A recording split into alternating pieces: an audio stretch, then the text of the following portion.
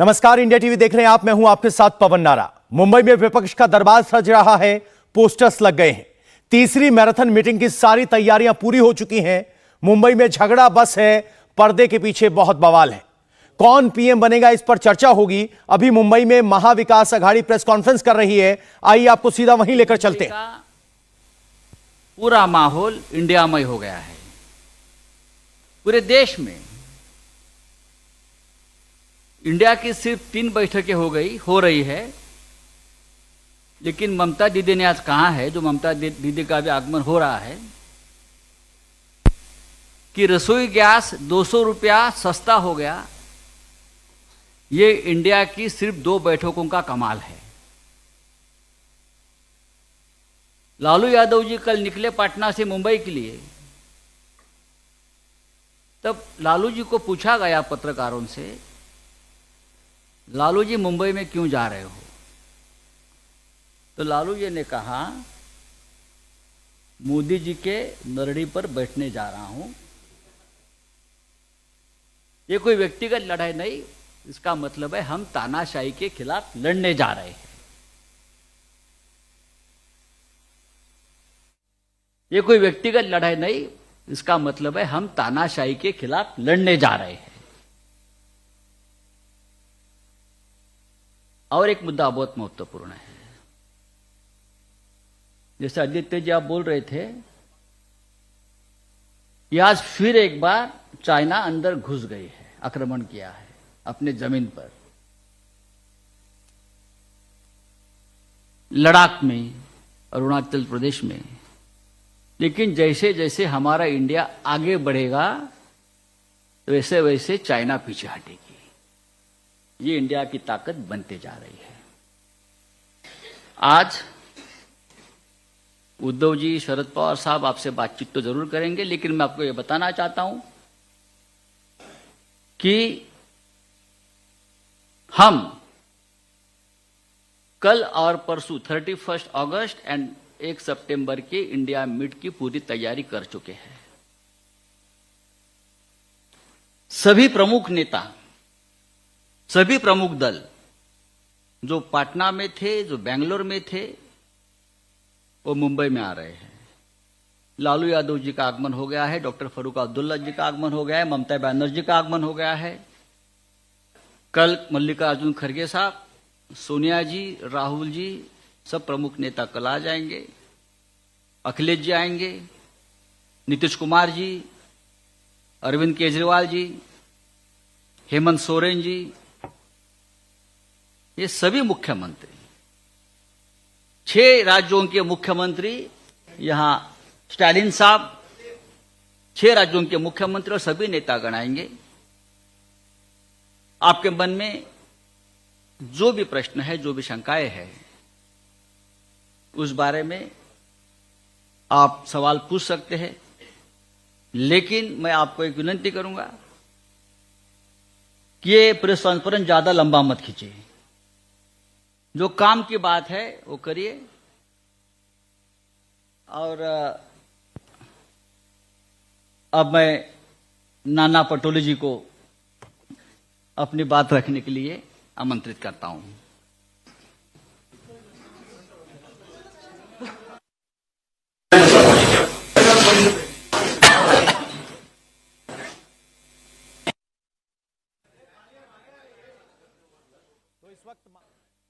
मुंबई में India alliance की तीसरी बैठक से पहले एक प्रेस कॉन्फ्रेंस कर रहा है, जिसमें यहां उद्धव ठाकरे देखे जा रहे हैं, नाना पटोले देखे जा रहे हैं। इंडिया अलायंस की मीटिंग होने जा रही है, उसकी तैयारियां पास पूरी हो चुकी है। महाराष्ट्र के कल्चर के आधार पर, महाराष्ट्र के संस्कृति के आधार पर आए हुए मेहमानों का उसी तरह सत्कार किया जाएगा। और इंडिया अलायंस में बढ़ती शुरू है। बेंगलोर में हम लोग 26 लोग थे, यहां आने के बाद 28 हुए। जैसे हमारे मित्र संजय राउत ने जी कहा कि चाइना अरुणाचल में अपने मैप में चाइना ने दिखा दिया कि अरुणाचल हमारा है। जैसे इंडिया बढ़ेगा वैसा ही चीन पीछे हटेगा। और इसीलिए आज हम एमवीए के तरफ से आदरणीय हमारे महाराष्ट्र के नेता, राष्ट्रीय नेता शरद पवार जी, उद्धव ठाकरे जी, हमारे अशोक चौहान जी आपसे वार्तालाप करेंगे। इंट्रोड्यूस हमारे मित्र संजय राउत जी ने आप लोगों को कराया है। मैं ज्यादा वक्त नहीं लेते हुए अशोक जी आपसे बात करेंगे। आदरणीय शरद पवार जी, आदरणीय उद्धव ठाकरे जी, आदरणीय नाना पटोले जी, मंच पे बैठे हुए हमारे एमवीए के, महाविकास आघाड़ी के सभी हमारे नेतागण, आज के इस प्रेस कॉन्फ्रेंस में आए हुए हमारे सब पत्रकार भाई बहनों, इलेक्ट्रॉनिक मीडिया, प्रिंट मीडिया के हमारे सभी साथी, कांग्रेस, राष्ट्रवादी कांग्रेस और शिवसेना के बैठे हुए हमारे सभी नेतागण और दोस्तों, जैसे कि आप जानते हैं कि सबसे पहले तो मैं आप सबको रक्षाबंधन की शुभकामनाएं देता हूं। और रक्षाबंधन की जिम्मेदारी, जैसे हमारी बहन की रक्षा करने की जिम्मेदारी हम पर है, वैसे ही इंडिया की रक्षण करना भी हमारी सबकी जिम्मेदारी है। ये आज का दिन ये महत्वपूर्ण है, ऐसा मैं मानता हूं।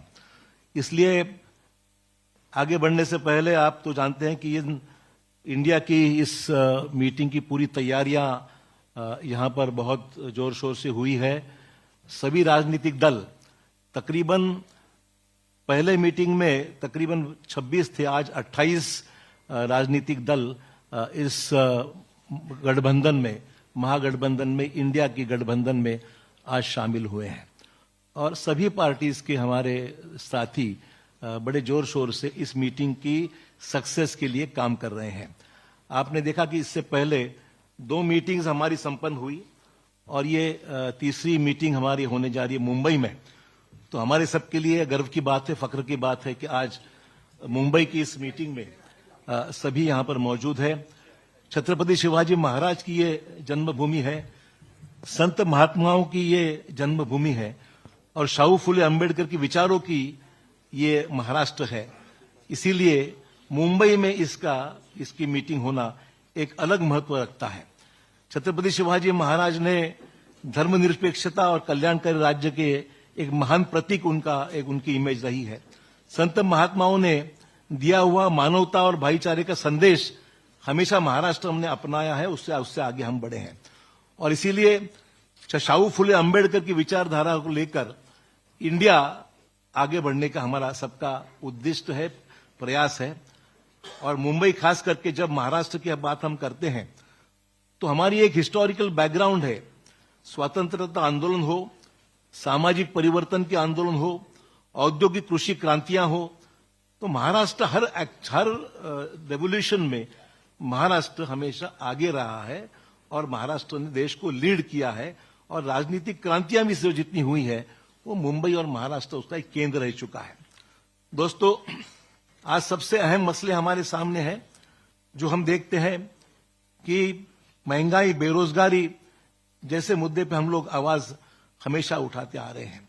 सभी राजनीतिक दल, आज आपने देखा कि अगर पिछला इतिहास हम देखेंगे तो 2019 की जो चुनाव हुए थे उसमें ये सभी महागठबंधन में जितनी हमारी साथी पार्टीज शामिल हुई है, सबने मिलकर 23 करोड़ 40 लाख वोट्स लोगों ने उनको दिए थे 2019 के चुनाव में।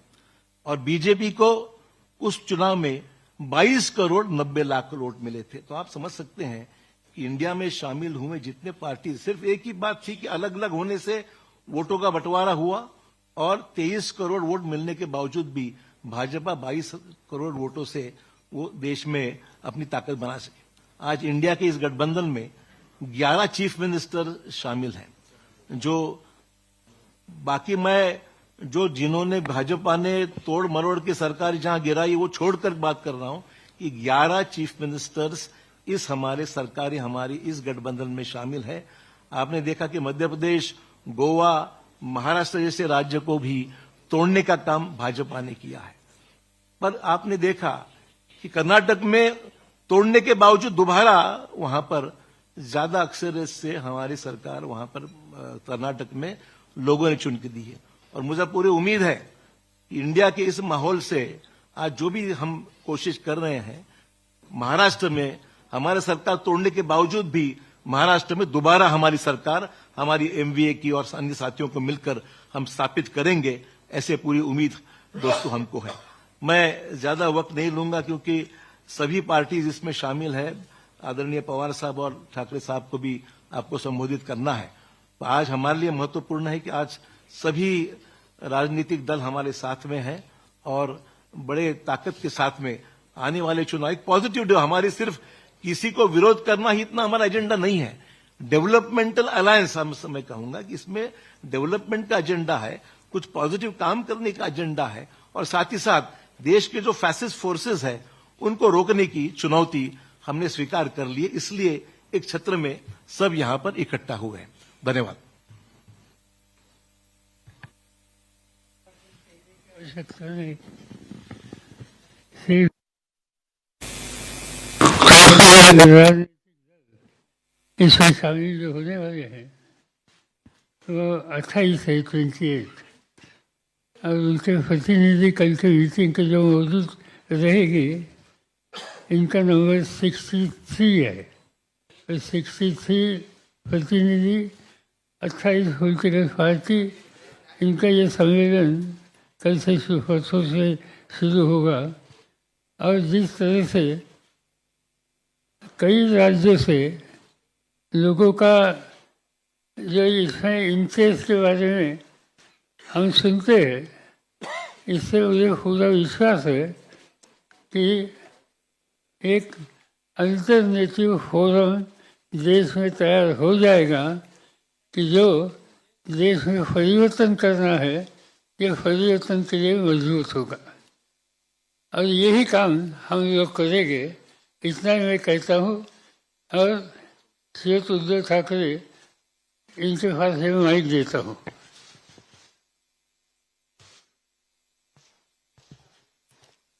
आदरणीय पवार साहेब, व्यासपीठावर माझ्यासोबत बसलेले सर्वच माझे मान्यवर सहकारी आणि पत्रकार आणि तिन्ही पक्षाच्या पदाधिकारी बांधवांनो आणि भगिनींनो, मराठी आणि हिंदी दोन्ही भाषांमध्ये बोलणार आहे। जसं अशोकरावांनी रक्षाबंधनाच्या शुभेच्छा दिलेल्याच आहेत, त्याचप्रमाणे मी सुद्धा सर्वांना, देशातील सर्व माझ्या मातांना आणि भगिनींना रक्षाबंधनाच्या शुभेच्छा देतो। आणि रक्षाबंधन केवळ एका दिवसासाठी असायला नको। राज्यकर्ता म्हटल्यानंतर आपल्या कारभारातला प्रत्येक दिवस हा महिला सुरक्षित राहण्यासाठी वापरला गेला पाहिजे। महिलांना आपल्या देशात सुरक्षित वाटलं पाहिजे, असा राज्यकारभार करायला पाहिजे, असं शासन असलं पाहिजे। दुर्दैवाने तसं शासन आज तरी आपल्या देशात आणि राज्यामध्ये दिसत नाहीये। मधल्या काळामध्ये मी त्याच्यावरती भाष्यही केलं होतं। 1-2-3 दिवसापूर्वी माझी हिंगोलीत सभा झाली, त्याही सभेत बोललो होतो। कारण मी बातमी वाचली होती की खास करून भारतीय जनता पक्षाच्या कार्यकर्त्यांना सांगितलं गेलं होतं की मुस्लिम महिलांकडनं राखी बांधा, आणि तोच धागा म्हणजे रक्षाबंधनाचा धागा वेगळा आणि या बातमीचा धागा वेगळा। मी असं म्हटलं होतं की सुरुवात करायची असेल तर बिल्किस बानूकडनं करा। आणि मणिपूरमध्ये या 2 महिलांची धिंड ज्या पद्धतीने काढली गेली, ज्याप्रमाणे आपल्या महिला कुस्तीपटू तिकडे दिल्लीत बसल्या असताना त्यांच्याकडे दुर्लक्ष केलं गेलं, तर या सगळ्या महिलांना सुरक्षित वाटावं असं सरकार आणण्यासाठी म्हणून आम्ही सगळे एकत्र आलेलो आहोत। और आप सभी तो जानते हैं कि पूरे देश को अपना परिवार मानने वाले सारे लोग जो देशप्रेमी हैं, मैंने पहली मीटिंग में कहा था कि मैं विपक्ष ये शब्द मानता नहीं हूं। हम इकट्ठा आए हैं अपने देश की रक्षा करने के लिए। रक्षाबंधन देश की रक्षा, भारत माता की रक्षा करने के लिए हम इकट्ठा आए हैं। और साथ ही साथ तानाशाही के खिलाफ तो हम हैं, जुमलेबाजी के खिलाफ हम हैं। संजय राउत जी ने जैसे कहा कि हमारी तीसरी मीटिंग होने जा रही है और आज ही गैस सिलेंडर के दाम 200 रुपए से कम हो गए। शायद मुझे ऐसे लगता है कि जैसे जैसे इंडिया आगे बढ़ेगा, एक दिन ऐसे आएगा कि आज की सरकार गैस सिलेंडर फ्री में दे देगी, सबको फ्री, क्योंकि वो सरकार अभी गॅस पर है, सरकारच गॅसवरती आहे आणि त्याच्यामुळे सिलेंडरचे भाव जर का कमी केले असतील तर मला काय त्याच्यात आश्चर्य वाटत नाही। 9 साल हो गए, आज तक कभी बहनों की याद आई नहीं थी। आज अचानक बहनों की याद आ गई और रक्षाबंधन की गिफ्ट दी गई। क्यों 9 साल रक्षाबंधन हुआ नहीं था क्या? भाऊबीज काय 9 वर्षात झाली नव्हती? पण ह्या सगळ्या गोष्टी अब ये पब्लिक है, सब जानती है, ये पब्लिक है, सब जानती है, और कुछ भी करे तो अभी उनको बचाने वाला कोई नहीं है। आज जैसे हम आपके सामने इंडिया की मीटिंग करने जा रहे हैं कल और परसों, मुझे अभी नाना जी ने बताया कि वो भी लोग कुछ करने जा रहे हैं, महायुति की बैठक करो, लेकिन उस बैठक में सिर्फ हमारा विरोध नहीं करना। जो काश्तकार आज संकट में है, मैं खुद गया था और अब पूरे आप ही के माध्यम से मैं न्यूज पढ़ता हूं, देखता हूं, पूरे महाराष्ट्र में सूखे जैसी स्थिति है। क्या कर रही है अपनी राज्य की सरकार, क्या कर रहे हैं अपने प्रधानमंत्री जी? आएंगे, कुछ ना कुछ एक भूल भुलैया दिखाकर चले जाएंगे, इससे कुछ होने वाला नहीं।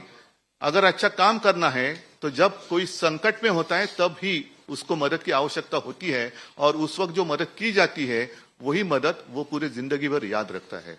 और इसलिए ज्यादा लंबी बात मैं भी नहीं करना चाहता हूं, बाकी सारी बातें तो हम पूरे विस्तार से परसों करने ही वाले हैं, परसों वापस हम मिलने वाले हैं।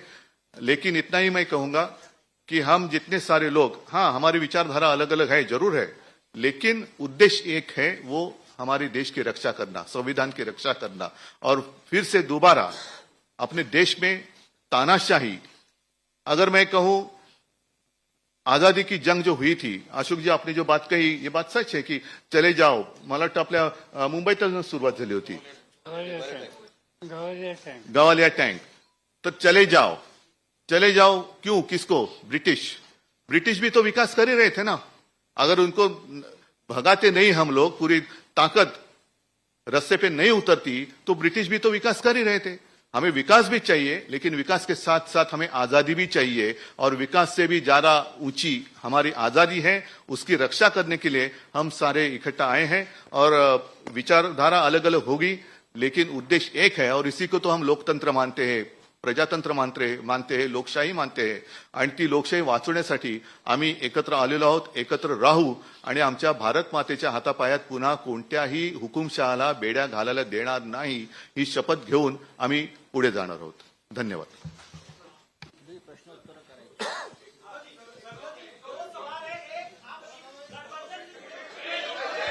शांत रहा, प्लीज सायलेन्स। एकच मिनिट, तुम्ही फक्त कोणाला प्रश्न विचारणार तेच सांगून करा।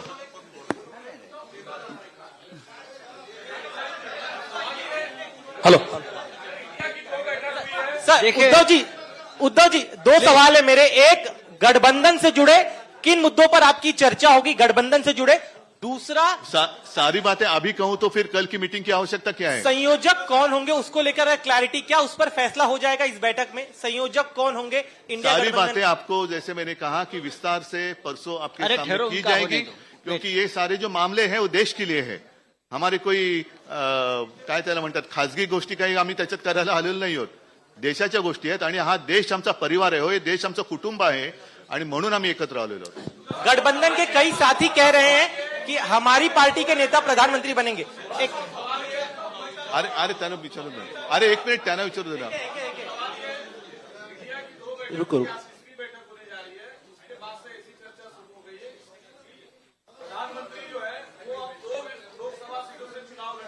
क्या आप दोनों बनारस में या जहां से वो दूसरी सीट से चुनाव लड़ेंगे संयुक्त सभा करेंगे? अरे चुनाव तो अभी दूर है ना, जब की बात तब देखी जाएगी। उद्धव जी, एक सवाल ये है कि जिस तरीके से हम अलग अलग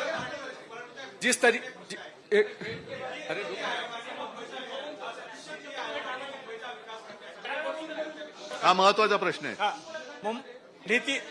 नीती आयोगाने मुंबईमध्ये विकास करण्यासाठी त्यांनी एक आराखडा तयार केला आहे। महाराष्ट्रामध्ये खास करून आता केंद्राचं इकडे या ठिकाणी दखल आहे, म्हणजे मुंबईला वेगळं करण्याचा हा एक मोठा प्रयत्न आहे, डाव आहे, असं वाटतं का तुम्हाला? हा, तुमच्या प्रश्नाचा अर्थ हा सर्वसामान्य जनतेच्या मनामध्ये त्यांना तो समजलेला आहे आणि आता लोकांच्या लक्षात आलं असेल की महाविकास आघाडीचं सरकार का पडलं. कारण मी मुख्यमंत्री होतो, माझे सहकारी इकडे बसलेले आहेत, अशोकराव आहेत, आदित्य आहेत, जयंतराव आहेत, थोरात साहेब आहेत. जयंतराव तुम्ही मंत्रिमंडळात नव्हतात, नाना तर अध्यक्ष होते, पण त्यावेळेला सुद्धा केंद्रात त्यांचं सरकार असताना असा कोणताही प्रस्ताव आणण्याचं धाडस त्यांनी केलं नव्हतं. मुंबई वेगळं करणं आणि मुंबई केंद्रशासित करणं हा डाव आता उघड झालेला आहे. पण आम्ही तिकडे सत्तेत असताना हा प्रस्ताव आणण्याची त्यांची हिंमत नव्हती आणि आता सुद्धा हा प्रस्ताव आम्ही होऊ देणार नाही. ज्या क्षणी आमचं सरकार केंद्रात आणि राज्यात येईल त्यावेळेला हे सगळे जे काय आहे त्यांचे पाश आम्ही तोडून टाकल्याशिवाय राहणार नाही. आणि मुंबईची स्वायत्तता जी आहे, महाराष्ट्र आणि प्रत्येक राज्याची स्वायत्तता आहे, ती आम्ही आभारीत ठेवू. ह्याची सुरुवात दिल्लीपासून केली गेली. दिल्लीसाठी जेव्हा त्यांनी तो जो काही एक वटहुकूम वगैरे आणला तेव्हाच आमच्या सर्वांच्या मनात भीती होती की हे सगळेजण, कारण आपल्या देशाला, आपल्या सरकारला केंद्र सरकार नाही, संघ राज्य पद्धतीचं सरकार म्हणतो आपण. प्रत्येक राज्याला समान अधिकार आहेत. अगदी 2-3 मोजक्या गोष्टी सोडल्या तरच केंद्राला त्याच्यात हस्तक्षेप करण्याचा अधिकार आहे. पण हा हस्तक्षेप हा दिवसागणिक ते वाढवत चाललेत. राज्यांची आणि शहरांची स्वायत्तता मारून सर्व काही एकछत्रीपणा आणायचा, ही छत्री आम्ही तोडून मोडून टाकल्याशिवाय राहणार नाही. थोड्या दिवसाची गोष्ट आहे, सरकार आमचं दोन्हीकडे आल्यानंतर हे सगळे असे उपराटे निर्णय जे त्यांनी घेतलेले आहेत ते आम्ही पुन्हा उलटे फिरवल्याशिवाय राहणार नाही. उद्धव जी 2 सवाल ऐसा है कि अरे बाकी लोगों को सवाल पूछो. हम अलग अलग विचारधाराओं के साथ एक आए हैं. उद्धव जी, अब विपक्ष लगातार ये कह रहा है. मराठी होने दो. हाँ, मैं एकदा मराठी देखिए पहले मराठी पूरा होने दो. पहले मराठी करो, बाद में हिंदी में बोले. हाँ, मराठी पहले मराठी करो. मराठी सर. हाँ, पहले मराठी करो. राहुल सर, महायुतीची एकीकडे ही बैठक सुरू असताना दुसरीकडे याच वेळी म्हणजे 31 आणि 1 दिवशी महायुतीची बैठक मुंबईत लावून घेतलेली आहे. म्हणजे एका बाजूला इकडे हे सुरू असताना राज्यात देखील हीच सेम टाइम बैठक लावणं काय नेमकं म्हणजे? मी त्याचं उत्तर दिलेलं आहे. कारण गेल्या वेळेची आमची मीटिंग होती त्यावेळेलाच एनडीएची मीटिंग लावली होती आणि मी परवाच्या सभेत म्हटलंय की आता एनडीएचा अमिबा झालेला आहे. एनडीएला आता आकार उकार काही शिल्लक राहिलेला नाही. जसा अमिबा एक पेशे जीव कसंही त्याला आकार उकार दिला जातो तशा प्रकारे आता एनडीए झालेला आहे. सर, एक असा प्रश्न आहे की साधारणतः 4 राज्याच्या निवडणुका डिसेंबरमध्ये होत आहेत. कुठे आहेत? आणि 4 नाही सर, राज्याच्या. तुम्ही जर कोणाला प्रश्न विचारणार ते सांगा, सगळ्याची उत्तरं माझ्याकडे. दोघांना, पवार साहेबांना आणि तुम्हाला एक प्रश्न आहे की 4 राज्याच्या निवडणुकांच्या सोबतच लोकसभेची निवडणूक लागण्याचे देखील संकेत दिले जात आहेत. आणि अशा वेळेस तुमच्या या इंडिया आघाडीच्या जागा वाटपाचा जो वेळ असेल किंवा जागा वाटपाची चर्चा असेल त्यासाठी राज्यात कमिट्या नेमण्यात आलेत का किंवा त्या चर्चा एकत्र आत्ता होणार आहेत का? असं आहे की आम्ही जागा वाटपाची चर्चा सुरू केलेली नाही. आमच्या पहिल्या 2 ज्या बैठका झाल्या त्या महत्त्वाच्या होत्या आणि उद्या इथून पुढचा आपला सामूहिक कार्यक्रम काय असावा याच्या संबंधीची चर्चा होण्याची शक्यता आहे. आणि त्या शक्यतेच्यामध्ये जर असा निर्णय झाला तर मग काही लोकांच्या ही जबाबदारी टाकली जाईल की तुम्ही अन्य राजकीय पक्षांशी डायलॉग साधा आणि याच्यातून आपण एकत्र जाऊ शकतो. इंडिया टीवी हर वक्त हर जगह डाउनलोड करने के लिए सर्च करें India TV news Google play store या ऐप स्टोर पर.